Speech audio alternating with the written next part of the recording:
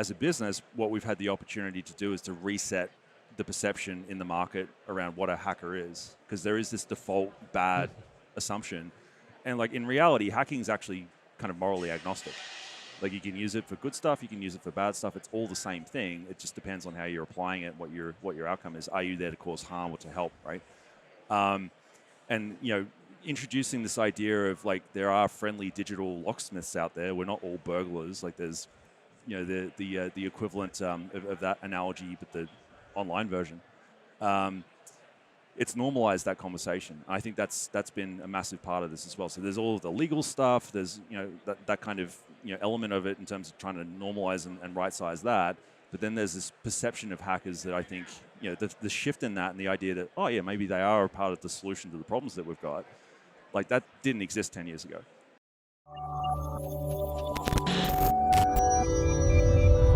Hello and welcome back to the Cybrary podcast. I'm your host, Will Carlson, joining you from Black Hat USA 2022. I have the distinct privilege of being joined today not by one amazing guest, but by two. Our very own Chloe Misdagi, Chief of Impact, and Casey, your last name again? Casey Ellis, E-L-L-I-S. Casey Ellis with Bugcrowd. So Casey, give a little bit of an introduction to the audience of yourself, if you don't mind. Yeah, for sure. Often known as Casey John Ellis or CJE. That's the handle on Twitter. My name without the middle name wasn't available at the time, so now I'm stuck with that. But yeah, I'm the founder, chair, and CTO of Bugcrowd, co-founder of the Disclose.io project. Basically, we kind of kicked off this idea of putting platforms in the middle of the researcher community and companies that need input from hackers right around the world, and that seems to have taken off as a concept. So that's my fault. Sorry, and you're welcome, I guess. Yeah, right. I think the audience and myself, we may have heard of the word Bugcrowd mentioned once or twice before in our rumblings. It's definitely out of the garage at this point, which is, as a founder, that's a nice thing, for sure. Yeah, no, absolutely. So, Chloe, hit us with some questions here. Yeah. So today I want to chat with you because, first of all, reminding people that the reason that we have these bridges now between the hacker community and also with the companies and being able to report things is really because of bug bounty platforms that really opened that scene. So Bugcrowd was one of those. And not just that, but I remember working at Bugcrowd and we're working together on Disclose.io. Yep. And that was such a mission drive of bringing the conversation to the front line. Be like, we need to have this conversation. We need to talk about this. And this should be just every single security company, every security team should have vulnerability disclosure policies. 100%. So why don't we just first chat about Disclose.io and how people can get involved? Yeah, sure. Yeah, so Disclose.io, you look at this whole idea of how do we standardize vulnerability disclosure policy language, and then how do we make it easier for people to adopt? There's people that have been working on that forever. The Rainforest Puppy, the RFP from I think it's 2001, and all these different things. What we noticed when we started Bugcrowd was this idea that lawyers don't really know how to have this conversation when it comes to actually creating a brief. And a nervous lawyer tends to be quite a verbose lawyer. They'll just and that's not a diss. It's kind of their job. But the challenge is if you end up with this really long legal brief that's saying all things that are okay and aren't okay, and creating safe harbor for researchers so that they know they're not going to have their door kicked in, right? If it's 12 pages long and full of legalese, no one's going to read it. Mm-hmm. People don't understand it. You've got hunters that are, English as a second language. So not only are they not lawyers, they don't necessarily read English natively in the first place. And it causes, at best, a lot of confusion. At worst, it actually causes, people to do stuff that's legally risky because they're in this position where it's I think I've got permission to help out, but is that really permission that protects me from a legal standpoint? So that's really where Disclose.io kind of got kicked off. It's how do we simplify that, standardize it, and then what we've really worked on a lot since is actually promote it, help people, basically have a reward for best practice. If they're running a VDP, if it's got safe harbor, if you've got a proactive, coordinated vulnerability disclosure timeline, that's kind of the best of breed way to do this at this point, and there's not that many folk doing it. So promote them as the folk at the top of the mountain, and then the theory is that everyone gradually starts to climb over time. That's kind of what we set out to do, and yeah. Well, I think the one thing that I absolutely love is when they have good vulnerability disclosure policies, which states what's in scope, what's out of scope. Just cut through the 50 pages of your terms and conditions and let's just tell me what's okay, what's not okay. Yep. How do I report? Who do I report to? Yeah. It's like so frustrating because we have so many hackers that they find vulnerabilities, they want to report it, so they go to social media. Yep. And they send DMs. And that goes to the marketing team, goes to like the PR team. And the whole thing starts off on the wrong foot. It's like, oh my God. And honestly, for folks that haven't thought about proactively setting up a VDP in the past, like the first time someone comes in from the outside and calls you baby ugly, like it's a confronting experience, right? Like it's not anyone's fault. It's just an awkward thing to go through for the first time. So that's oftentimes what actually, to your point, kind of spirals out of control, and you end up with blow-ups or people getting legal threats, all those different things. So it's like, how do we? That's a dumb problem for the internet to have at this point, right? Like people write code, people aren't perfect, we make mistakes, therefore there will be vulnerabilities. Mm-hmm. The smarter and the more kind of anti-fragile approach to things is to just expect that and put systems in place to be able to handle it, and ideally get better at like not doing that sort of thing in the future. So trying to push all of that forward. And probably the secondary piece, which I didn't mention before, is actually trying to trigger legal reform. So the idea of like, when you think about the DOJ, when you think about Congress, like I've spent a lot of time on the Hill. We worked with DHS on election security for 2020, with the DOJ on CFAA stuff and whatever else. But the thing I saw there was that like they're pretty busy, right? So this whole idea of like reform, policy just naturally doesn't move as quickly as the internet. So there's already a problem there, but it's not necessarily high enough a priority to kind of drive things. So how do we increase that priority? And this whole idea of adoption and a groundswell, all of a sudden you've got precedent, it becomes an issue of retail politics, and laws start to change, which we actually saw happen last year. So like that was a huge win in terms of CFAA reform. Yeah. That was the day where I popped open a bottom like finally. Yeah, because that's been that's 30 years in the making. Yeah. Like literally those decisions, and it's not done yet. There's been changes in the charging rules that basically mean the law, like the courts aren't meant to accept a prosecution if it looks like the research was done in good faith. So that's actually inverted it. Before it's like, okay, if you're hacking a computer, we're just going to automatically assume you're a criminal, and you have to prove that you aren't. Well, that's a part of what Bugcrowd's out to do that's really interesting to me is the kind of unvilifying that aspect of all of this, right? And it's a totally unfair balance of power, right? So as a single researcher who finds a bug that I want to disclose, whether they have policies or not, and if I think I did it right, to your point, Casey, or not, I do that. And I think we still, less so now, but continue to see too many cases where those people are being pursued and prosecuted by the organizations that they were trying to help. And it's just, it's bringing a water gun to a gunfight. It's dumb. It's totally unfair. Like I literally meant, it's an Australian, right? So you're getting kind of the blunt version of my assessment of all of this, but it's literally a dumb problem for the internet to have at this point. Like it's a distributed system that we're all using. A crowd creates it. A crowd's available to help protect it, and like function as its immune system. We've got like the equivalent in my mind of an autoimmune deficiency, where we're actually attacking the helpers instead of attacking the problem. So it's like this needs to change. And thinking about it with the founder kind of futurist cap on, it's like at some point in time between now and the heat death of the universe, this is just going to be normal, right? Like people finding vulnerabilities, that conversation is just going to be a part of how the internet works as an issue of physics, right? So between here and there, how do we like roll that ball forward, get it moving quicker, and ideally do it in a way that's successful for everyone who's involved. So it's not just the lawyers that I was talking about before creating all of the stuff and potentially introducing more confusion. It's like, how do we, reward best practice and actually encourage that, make it simple to do. So it's fascinating because, the other side of it is the chilling effect, right? Because there has been a drop in actual prosecution, like, F12 and Find Out and some of those different kind of things to blow up. The Missouri case, I think it was. They still happen, right? But the frequency of it actually going to court has dropped. The challenge is that there's a whole body of researchers that just don't do it because they're worried about what could happen. Yep. Right? So, like, we actually don't see the impact of that. There's a chilling effect that prevents the conversation even starting in the first place. And that, to me, is actually the bigger impact. Yeah. Do you know what I mean? So, like, how do you remove that? Exactly. And it's not just that, but you're also creating an environment where people will be like, well, fine, you don't trust me, then I'm going to go on the dark side. Then there's that. And then you have 100%. people that, like, because of how it was in the past, a lot of hackers that came into this field, they were doing things that were not the most best way of doing things, but because they didn't know and they didn't know there was an option to do Yeah. it more legal. Yep. And so that's the thing, is like we're asking for all these people to help and find vulnerabilities to keep their customers safe, Yeah. their companies safe. And in return, we're not doing anything for them, instead of making them scared. Yeah.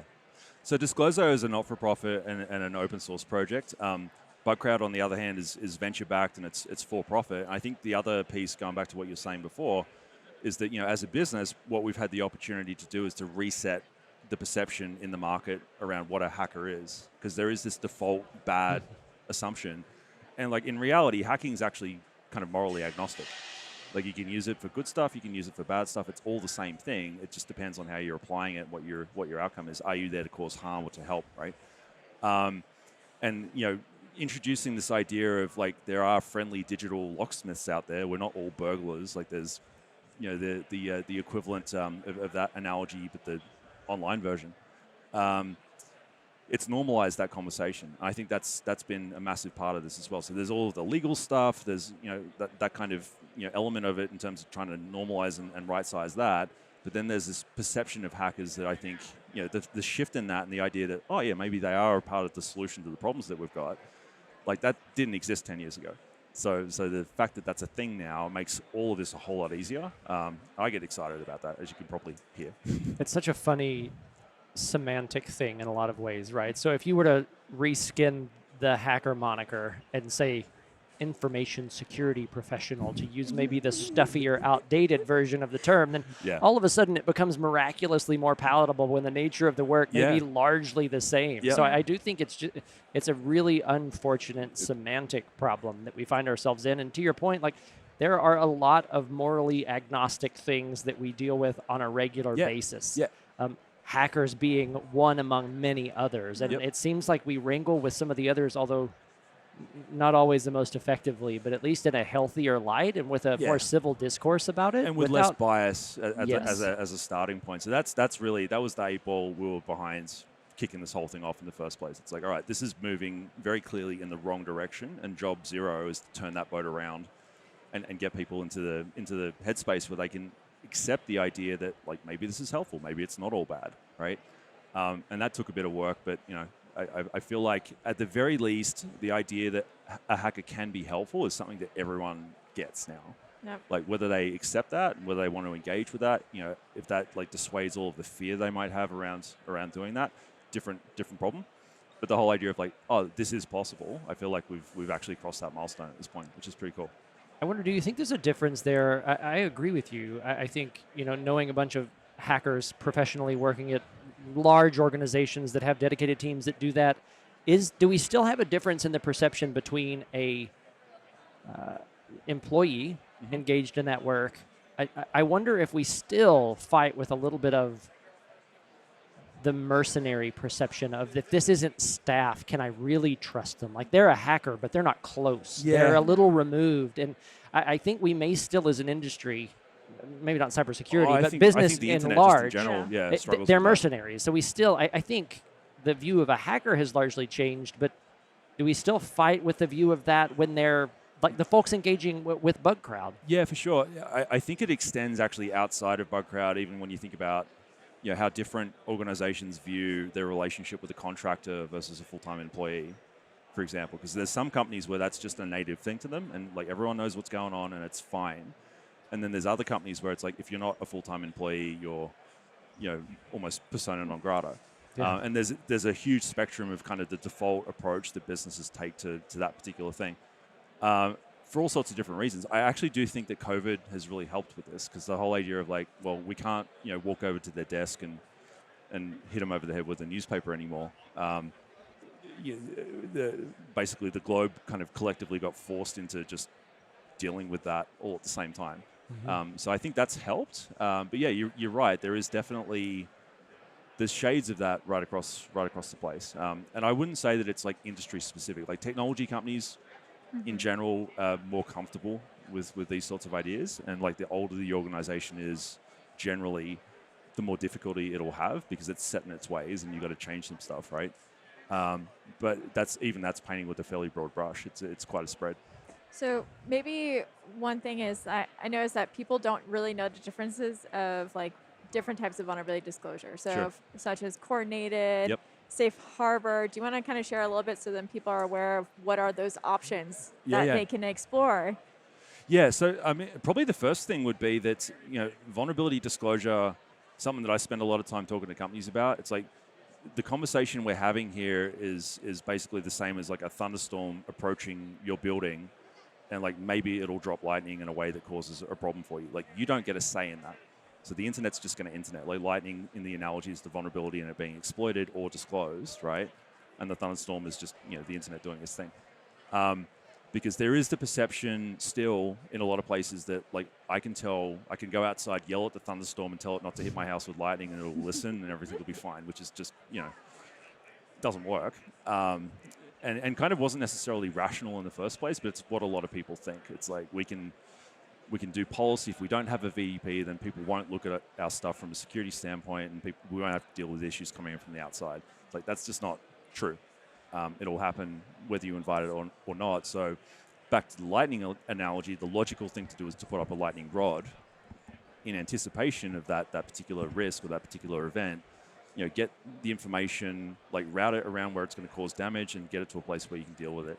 And I think that concept's being better understood, like, just as a starting point to your question, Chloe, this whole idea of it's different to crowdsourcing, because crowdsourcing, like, you start the conversation as an organization, you're actually reaching out and inviting people to do stuff. Vuln disclosure, it just happens out there on the internet. So just people kind of getting their head straight on the nature of it in that way, I think is a really important starting point. I spend a lot of time talking about that stuff right now because the market's quite confused on that particular point.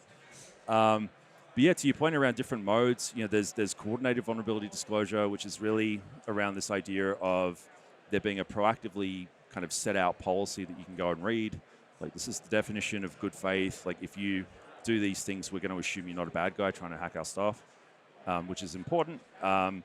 And if you stay within those boundaries, you want to keep them as loose as you can, but be clear as well.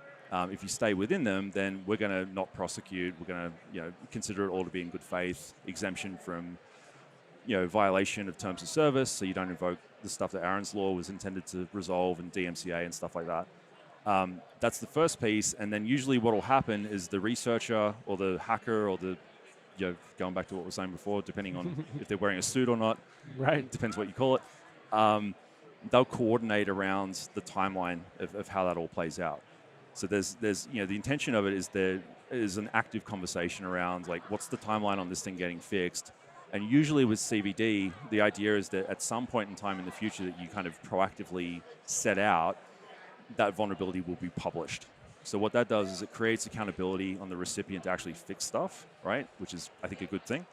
But it also helps people, understand like what risks they may have been exposed to while that vulnerability was in the wild. Obviously you got like CVE and MITRE and stuff like that, telling people they need to patch all those different downstream things. As an educational component, it's quite valuable as well. So that's CVD. There's a version called full disclosure, which is obviously the source of a lot of debate.